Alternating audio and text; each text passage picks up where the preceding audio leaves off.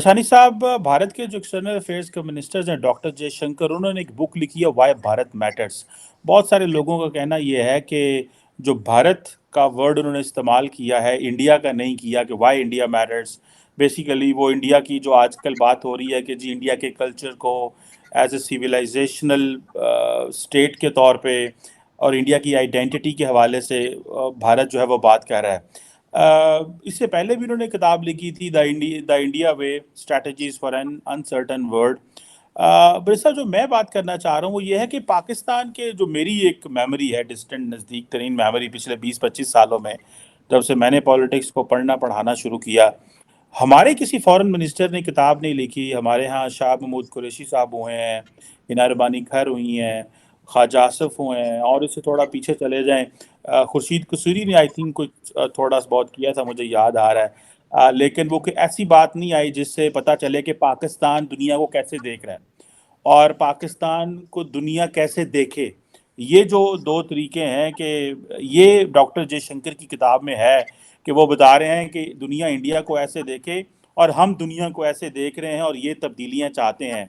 बड़े साहब, हमारे ये जो एक जो जिसे बोलते हैं ना कि एक इंटेलेक्चुअली कॉम्प्रोमाइज पॉलिटिकल क्लास है, हम क्यों वो किताब नहीं लिख पा रहे, क्यों हम अपना वर्ल्ड व्यू नहीं दे पा रहे जो जयशंकर जो है वो दे रहा है? क्या वो कैसे कैरियर डिप्लोमेट उसके लिए ज़्यादा ये आसान है जो कि पाकिस्तानी सियासतदानों के लिए आसान नहीं है? आप इसको कैसे देखते हैं? और ये जो भारत की कॉनोटेशन उन्होंने इस्तेमाल की है, इस पर भी अगर प्लीज़ कमेंट कर दें तो। देखें जी, ये ऑब्वियस किस्म का फ़र्क है। जाहिर है कि जो बात वो कर रहे हैं जयशंकर, जाहिर है कि वो अपने वसी तजर्बे और अपनी नॉलेज और पोजीशन के हवाले से कर रहे हैं। आल दो के वहाँ पे मोदी साहब इस पूरी जो डिस्पेंसेशन है इसके सबसे पावरफुल पॉलिटिशियन हैं, लेकिन उसके बावजूद जयशंकर की अपनी जो खारजा उमूर और खारजा पॉलिसी के हवाले से जो उनकी स्टैंडिंग है वो अनचैलेंजेबल है और उसको ज़ाहिर सारे मानते हैं। तो इस हवाले से वो एक अथॉरिटी का दर्जा रखते हैं जिसका उनको मिनिस्ट्री ऑफ एक्सटर्नल अफेयर्स भी नोट करेगी और करती है और सुनेगी, और जो रनिंग गवर्नमेंट है वो भी करेगी। तो ऐसे हालात में बंदा जो है वो अगर अपना जो उसका विजन है या दुनिया को देखने का जो एंगल है उसको अगर वो इन राइटिंग पेश करता है तो ये एक बड़ा इम्पोर्टेंट कदम होता है और बर वक्त है। उसकी निस्बत जो आपने बात की पाकिस्तान के जो वज़राए ख़ारजा रहे हैं एक्सटर्नल मिनिस्टर्स, तो वो गुज़श्ता 20 साल से आप देखें तो मेरे नज़दीक ये मिनिस्टर्स कम्स और एलची टाइप लोग ज़्यादा रहे हैं।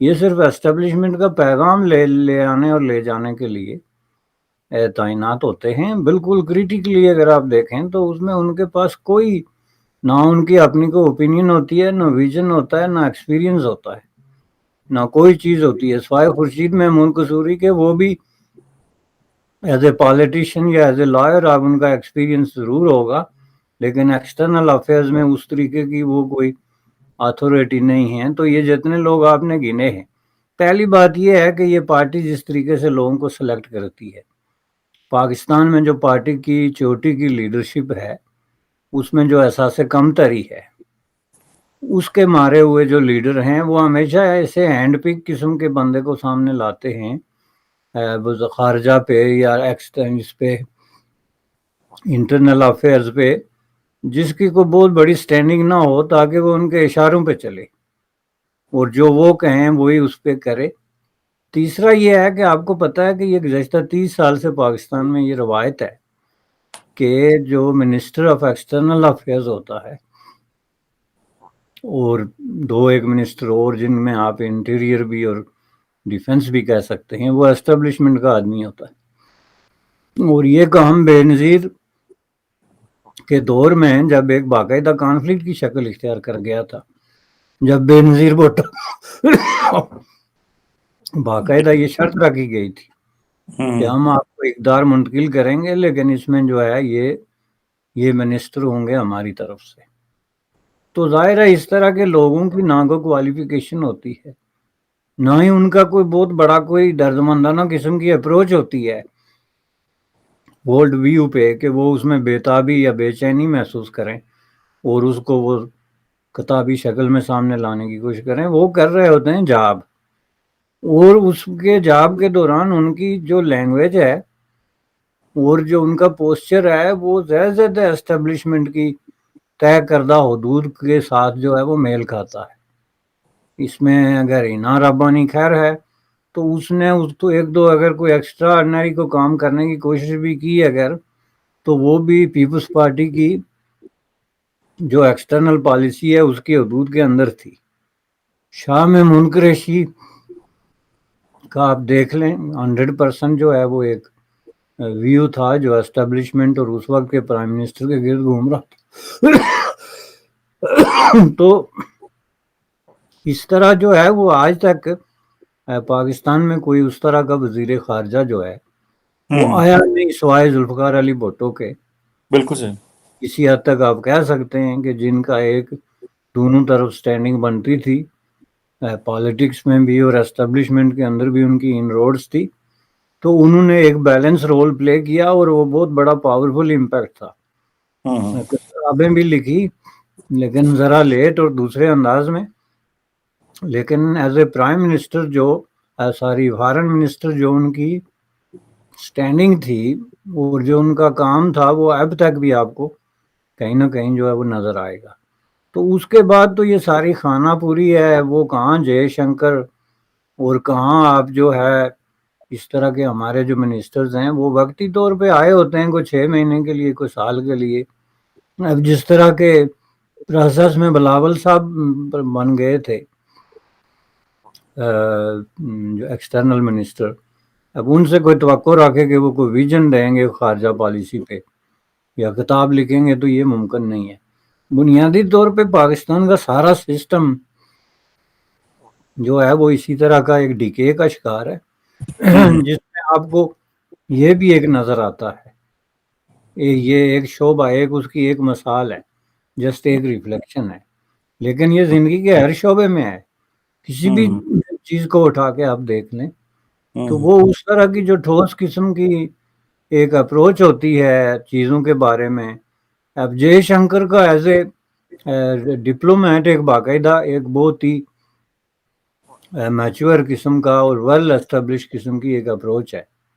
اس اپروچ کو اگر وہ اس وقت لکھتے یا اب بھی لکھتے تو اس کو نوٹ کیا جائے گا نیشنل اور انٹرنیشنل حلقوں کے اندر.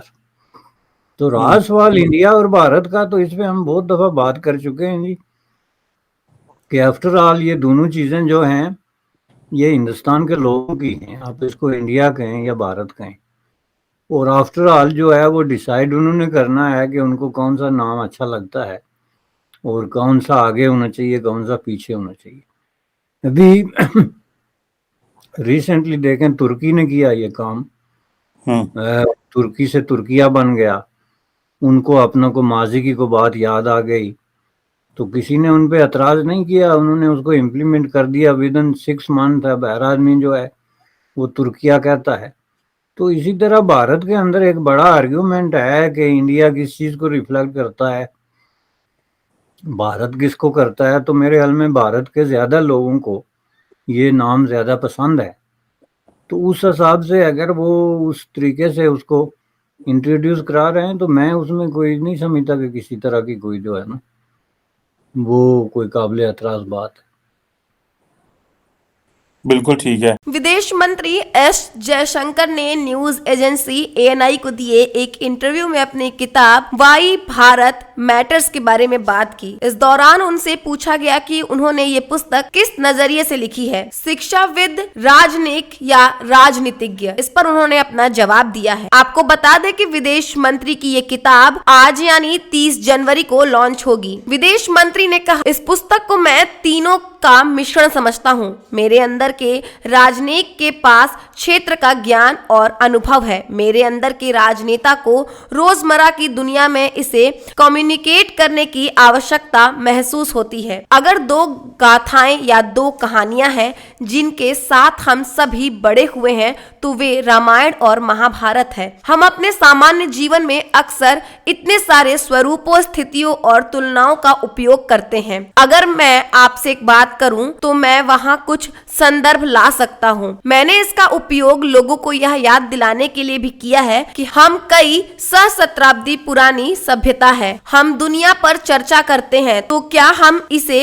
अपनी शर्तों पर, अपने ढांचों में, अपने निर्माण में करने के बारे में सोचते हैं। मैंने जो करने की कोशिश की है वह एक विशेष विषय लेना है और इसे रामायण प्रकार की प्रासंगिकता देने का प्रयास है। उदाहरण के लिए मैंने गठबंधन निर्माण का उपयोग किया है। भगवान राम कितनी सावधानी से गठबंधन बनाते हैं और गठबंधन बनाने के लिए क्या करना पड़ता है यह अपने आप नहीं होता है। कूटनीति में आपने मुझे पहले भी यह करते हुए सुना है कि राजनीतिकों के दो प्रमुख उदाहरण हनुमान और श्री कृष्ण हैं, लेकिन अन्य भी हैं। उदाहरण के लिए अंगद या यहाँ तक कि उनकी माँ तारा भी है। ये वे लोग हैं जिन्होंने बहुत कठिन परिस्थितियों में भी अपनी कूटनीतिक कुशलता का अभ्यास किया। विदेश मंत्री डॉक्टर एस जयशंकर ने कहा, अभी बहुत एक्टिव बहस चल रही है। कई मायनों में लोग इस बहस का इस्तेमाल अपने संकीर्ण उद्देश्यों के लिए करते हैं। तथ्य यह है कि भारत शब्द सिर्फ एक सांस्कृतिक सभ्यतागत अर्थ नहीं है